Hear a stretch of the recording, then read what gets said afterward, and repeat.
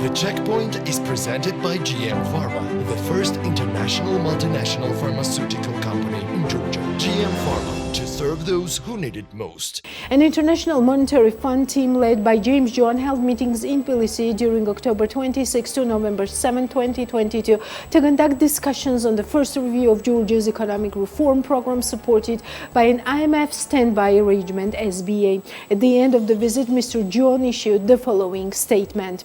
Following productive discussions, the Georgian authorities and the IMF team reached staff-level agreement on policies for completion of the first review of the SBA. The agreement is subject to approval by IMF management and consideration by the Executive Board, which is expected in December 2022. Completion of the review will make SDR 30 million, that is about 38 million USD, available to Georgia. The authorities are treating the program as precautionary.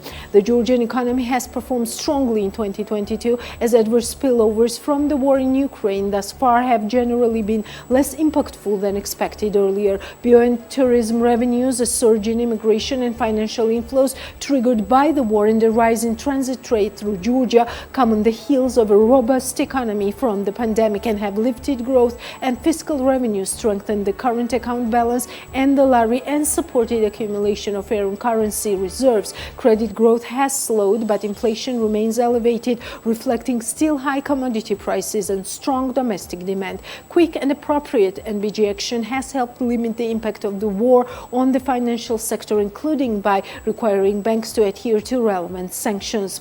Growth is now projected at 10% in 2022, while annual inflation is forecast to close the year at 10.5%. Growth and inflation are expected to slow in 2023 on the back of moderating external inflows, deteriorating global economic and financial conditions, smaller fiscal deficits, and a sufficiently tight monetary policy stance. Over the medium term, growth is projected to converge to its potential rate of about 5%, supported by infrastructure investments and structural reforms to increase productivity. Inflation is forecast to fall to the NBG's target level of 3% in 2024.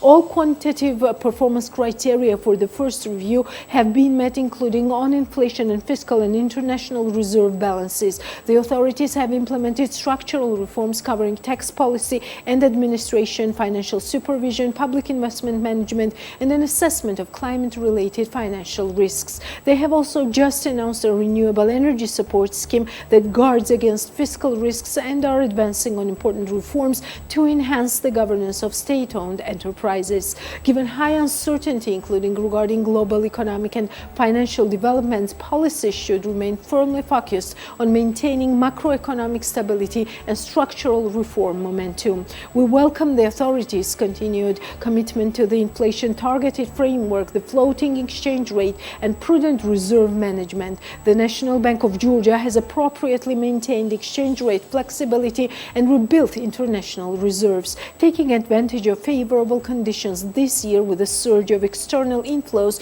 and continuing to buy foreign exchange via standard central bank intervention techniques. Maintaining a sufficiently tight monetary policy stance is essential to maintain inflation's downward trend. Fiscal policy has been rightly focused on building buffers and managing risks. The authorities are saving part of the revenue windfall and will achieve a significantly lower deficit in 2022 than expected when the SBA was approved in June. They remain committed to further fiscal adjustment in 2023 to comply with the fiscal rule.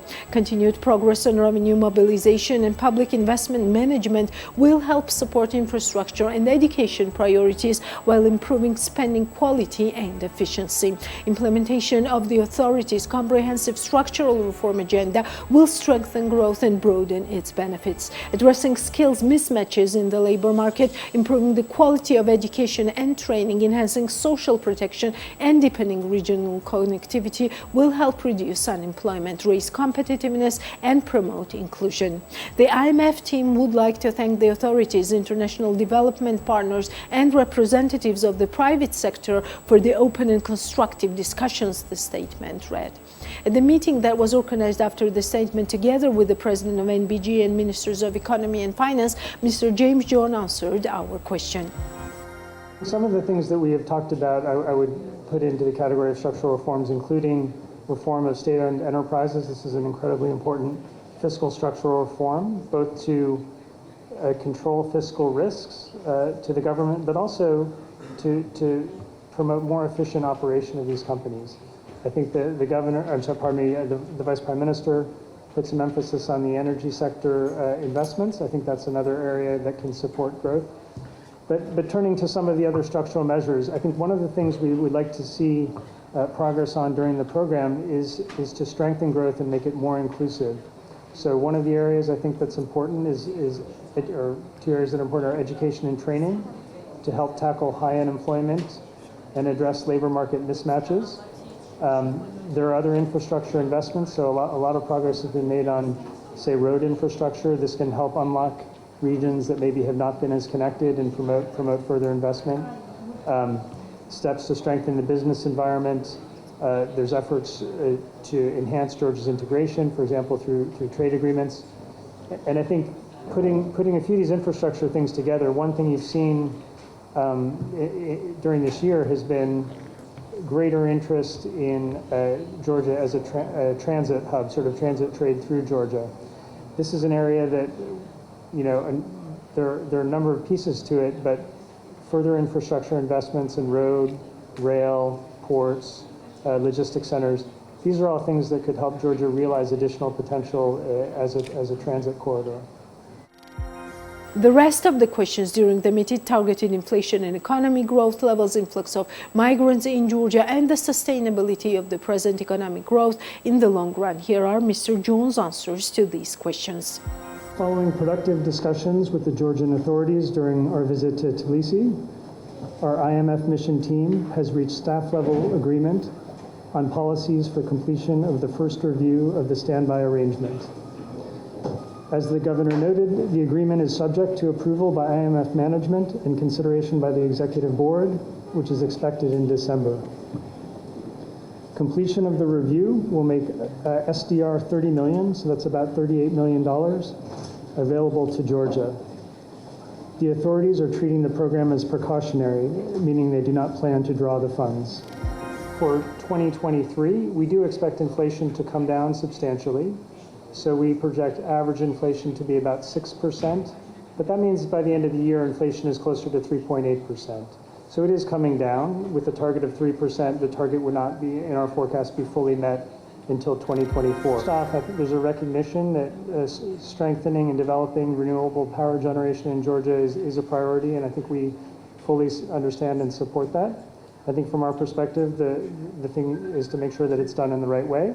So we had very productive discussions with the government on the scheme in order to try to reach agreement on a scheme that will both catalyze investment in an important sector where investment is needed, but do so in a way that limits fiscal risks, is based on competitive bidding, and really gets to this outcome in an efficient and responsible way. I think we've had very good discussions over the last months, and the fact that you've seen an announcement recently by the government reflects that we have reached agreement in this sector and are confident that the scheme will, as I said, limit fiscal risk, for example, by making sure that any support that's provided to encourage these investments is passed on to consumers so that there is no sort of cost borne by the government. And again, to do this in a competitive bidding process so that you get the best and most efficient projects. SOE reform is a key priority in the program, and this comes from the government. They indicated that they wanted this to be a key element of the program.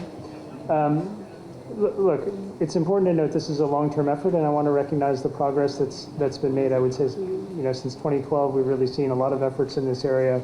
Overall, the idea is to improve the operation of these companies, so we want them, for the public corporations, the primary objective should be operating on a commercial basis. They would develop statements of corporate intent, which would define their financial and non-financial objectives. They would embrace good governance practices. Again, this is independent supervisory boards. Since these are owned by the government, it's important that the policy making and shareholding functions are separated so that there's no mixing there. The Checkpoint is presented by GM Pharma, the first international multinational pharmaceutical company in Georgia. GM Pharma, to serve those who need it most.